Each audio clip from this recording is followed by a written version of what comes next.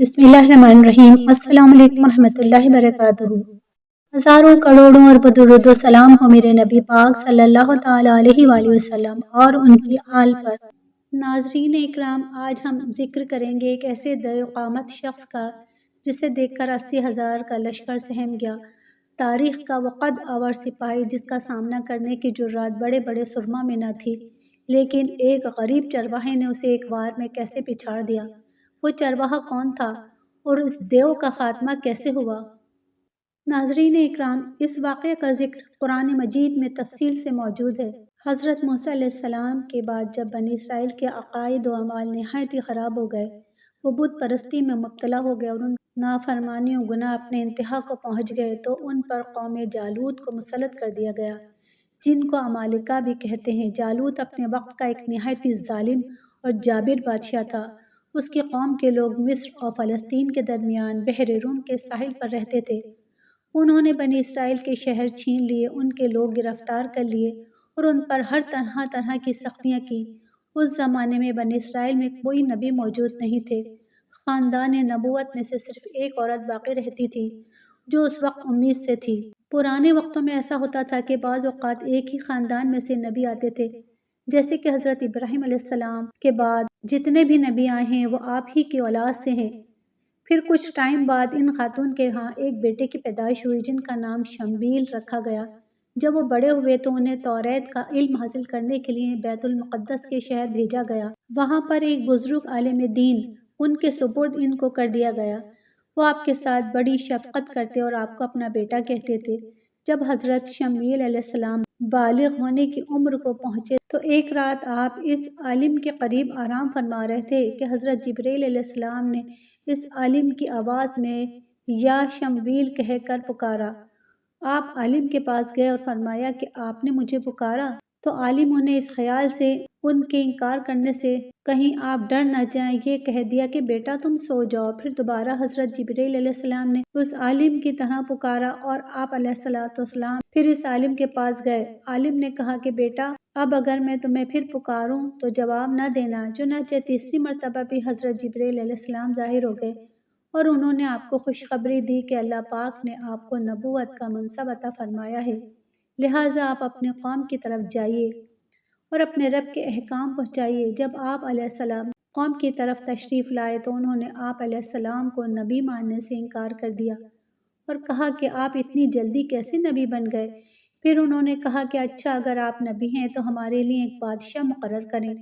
بنی اسرائیل نے چونکہ بادشاہ مقرر کرنے کی درخواست دی تھی، چنانچہ حضرت شمویل علیہ السلام کو اللہ پاک کی طرف سے ایک عصا ملا اور بتایا گیا کہ جو شخص آپ کی قوم کا بادشاہ ہوگا اس کا قد اس عصے کے برابر ہوگا۔ چنانچہ لوگوں کی پیمائش کرنے پر طالوت کا قد اس عصے کے برابر نکلا تو حضرت شمویل علیہ السلام نے فرمایا کہ میں تمہیں حکم الہی سے بنی اسرائیل کا بادشاہ مقرر کرتا ہوں، اور بنی اسرائیل سے فرمایا کہ اللہ پاک نے طالوت کو تمہارا بادشاہ بنا کر بھیجا ہے۔ بنی اسرائیل کے سرداروں نے اپنے نبی حضرت شمویل علیہ السلام سے کہا کہ نبوت تو لاوی بن یعقوب علیہ السلام کی اولاد میں چل رہی ہے اور سلطنت یہود بن یعقوب کی اولاد میں، تو طالوت تو ان دونوں خاندانوں میں سے نہیں ہے اور ایک غریب آدمی بھی ہے، کوئی مال و دولت بھی اس کے پاس نہیں ہے، تو یہ بادشاہ کیسے ہو سکتا ہے؟ اس سے زیادہ بادشاہت کے حقدار تو ہم ہیں۔ ناظرین، اس معاملے میں یہ بنی اسرائیل کی پہلی نافرمانی تھی کہ اللہ پاک کے حکم کے مقابلے میں انہوں نے اپنا قیاس کیا اور بلا وجہ کی بحث کی۔ انہیں بتایا گیا کہ سلطنت کوئی وراثت نہیں ہے کہ کسی نسل اور خاندان کے ساتھ خاص ہو، اس کا دار و مدار صرف اللہ پاک کے فضل پر ہے۔ طالوت کو تم پر اللہ پاک نے بادشاہ مقرر کیا ہے، مزید وہ علم و قوت میں تم سے بڑھ کر ہے، اور چونکہ علم اور قوت سلطنت کے لیے بڑے مددگار ہوتے ہیں اس لیے وہی بادشاہت کا مستحق ہے۔ تفسیر میں آتا ہے کہ طالوت اس ٹائم میں تمام بنی اسرائیل میں سب سے زیادہ علم رکھتا تھا اور بہت زیادہ اسٹرانگ اور ایکٹیو تھا۔ بنی اسرائیل نے چونکہ طالوت کی بادشاہت پر کوئی نشانی مانگی تھی، اس پر اللہ پاک کے حکم سے حضرت شمویل علیہ السلام نے فرمایا کہ طالوت کی بادشاہی کی نشانی یہ ہے کہ تمہارے پاس تمہارا وہ مشہور و معروف بابرکت تابوت واپس آ جائے گا جس سے تمہیں تسکین ملتی تھی، سکون ملتا تھا اس میں حضرت موسیٰ علیہ السلام اور حضرت ہارون علیہ السلام کے تبرکات تھے۔ ناظرین، یہ تابوت اللہ پاک نے حضرت آدم علیہ السلام پر نازل فرمایا تھا اور اس میں تمام انبیاء کرام علیہ السلام اور ان کے مکانات کی تصویریں تھیں، اور اس کے علاوہ انبیاء کرام علیہ السلام کے کئی تبرکات بھی اس صندوق میں موجود تھے۔ یہ صندوق نسل در نسل منتقل ہوتا ہوا حضرت موسیٰ علیہ السلام تک پہنچا تھا۔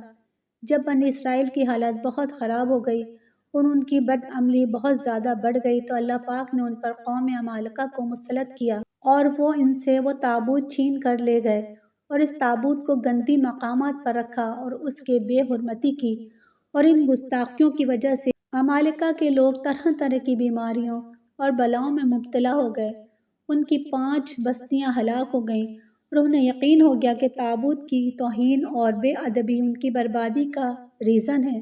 چنانچہ انہوں نے تابوت ایک بیل گاڑی پر رکھ کر بیلوں کو چھوڑ دیا اور فرشتے اسے بنی اسرائیل کے سامنے طالوت کے پاس لے آئے، اور چونکہ اس تابوت کا آنا بنی اسرائیل کے لیے طالوت کی بادشاہی کی نشانی قرار دیا گیا تھا، لہٰذا بنی اسرائیل نے دیکھ کر طالوت کی بادشاہی کو تسلیم کر لیا اور بالآخر طالوت کی لیڈرشپ میں جہاد کے لیے تیار ہو گئے۔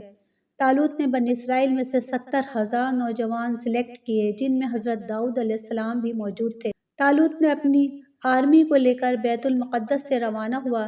چونکہ بنی اسرائیل کا یہ سفر سخت گرمی میں تھا، لہٰذا جب گرمی کی وجہ سے ان فوجیوں کو سخت پیاس لگی تو طالوت نے انہیں خبر دی کہ ان قریب ایک نہر آئے گی، یہ تمہارے امتحان کا وقت ہے، لہٰذا اس ندی میں سے پانی مت پینا۔ طالوت نے یہ بات حضرت شمویل علیہ السلام پر نازل ہونے والی وحی کی بنا پر کی تھی۔ آپ نے فرمایا، جو اس نہر سے زیادہ پانی پیے گا وہ میری جماعت میں نہیں رہے گا، کیونکہ یہ ان کے لیے ایک امتحان تھا کہ شدید پیاس کے وقت جو ثابت قدم رہے گا وہ آئندہ بھی ثابت قدم ہی رہے گا اور سختیوں کا مقابلہ کر سکے گا، اور جو اس وقت اپنی خواہش کو اپنے پر حاوی کر لے گا وہ نافرمانی کرے گا، اور آئندہ کی سختیوں کو وہ کیسے برداشت کر سکے گا۔ صرف چند گھونٹ پانی پینے کے لیے اجازت تھی، سیر ہو کر مطلب پیٹ بھر کر پینا منع تھا۔ ناظرین، جب وہ نہر آئی تو بنی اسرائیل کی اکثریت اس امتحان میں ناکام ہو گئی تھی اور انہوں نے جی بھر کر پانی پیا۔ صرف 313 افراد ثابت قدم رہے، انہوں نے صبر کیا اور ایک چلو پر گزارا کر لیا، اس سے ان کے دل اور ایمان کو قوت حاصل ہوئی اور وہ سلامتی سے نہر سے گزر گئے، جبکہ جنہوں نے خوب پیا تھا ان کے ہونٹ کالے ہو گئے، ان کی پیاس اور بڑھ گئی اور وہ بزدل ہو گئے، اور جب انہوں نے جالوت کے لشکر کی کثرت کو دیکھا تو وہ کہنے لگے، آج تو ہم اس جالوت اور اس کے لشکر کے ساتھ نہیں لڑ سکتے، اور وہ پیچھے ہٹ گئے۔ اور ان میں جو 313 فوجی تھے انہوں نے کہا کہ ایسا تو کتنی مرتبہ ہوا ہے کہ چھوٹے گروہ نے اپنے بڑے گروہ پر اللہ پاک کے حکم سے غالب آ جاتے ہیں، ان پر حاوی ہو جاتے ہیں۔ اللہ پاک تو صبر کرنے والوں کے ساتھ ہے۔ چنانچہ جب لشکر سامنے ہوئے تو ان گروہوں نے اللہ پاک کی بارگاہ میں دعا کی کہ اے اللہ، ہمیں دشمن کے مقابلے میں میدان جنگ میں صبر کی توفیق دے اور ہمیں ثابت قدمی نصیب فرما، اور کافروں کے مقابلے میں ہمیں اپنی حمایت اور نصرت عطا فرما۔ جب دونوں لشکر میدان میں آمنے سامنے ہوئے تو جالوت نے بنی اسرائیل سے مقابلہ کرنے والا طلب کیا۔ بنی اسرائیل کے وہ فوجی اس کی قوت اور باڈی دیکھ کر گھبرا گئے، کیونکہ وہ بہت بڑے جسم اور بڑے قد کا ظالم آدمی تھا۔ طالوت نے اپنے لشکر میں اعلان کیا کہ جو شخص جالوت کو قتل کرے گا میں اپنی بیٹی کا نکاح اس سے کروں گا اور اپنی آدھی سلطنت اسے دے دوں گا، مگر کسی نے جواب نہیں دیا۔ طالوت نے جب حضرت شمویل سے عرض کیا کہ آپ اللہ پاک کی بارگاہ میں دعا کریں، آپ علیہ السلام نے دعا کی تو بتایا گیا کہ حضرت داؤد علیہ السلام جالوت کو قتل کریں گے۔ حضرت داؤد علیہ السلام کے والد عیشا طالوت کے لشکر میں تھے اور ان کے ساتھ ان کے تمام بیٹے بھی تھے۔ حضرت داؤد علیہ السلام ان میں سب سے چھوٹے تھے۔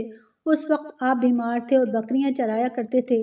جب طالوت نے آپ علیہ السلام سے عرض کیا کہ اگر آپ جالوت کو قتل کر دیں گے تو میں اپنی بیٹی سے آپ کی شادی کرا دوں گا اور آدھا ملک آپ کے نام کر دوں گا، تو آپ علیہ السلام نے اس پیشکش کو قبول فرما لیا اور جالوت کی طرف روانہ ہو گئے۔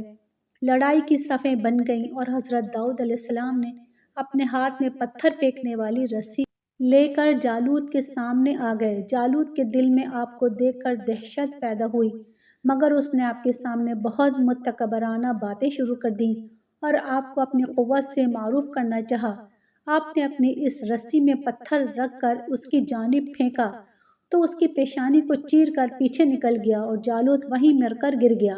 حضرت داؤد علیہ السلام نے اسے لا کر طالوت کے سامنے ڈال دیا۔ تمام بنی اسرائیل جالوت کی موت سے بڑے خوش ہوئے اور پھر وعدے کے مطابق طالوت نے حضرت داؤد علیہ السلام کو عادل سلطنت کا مالک بنانے کا فیصلہ کیا۔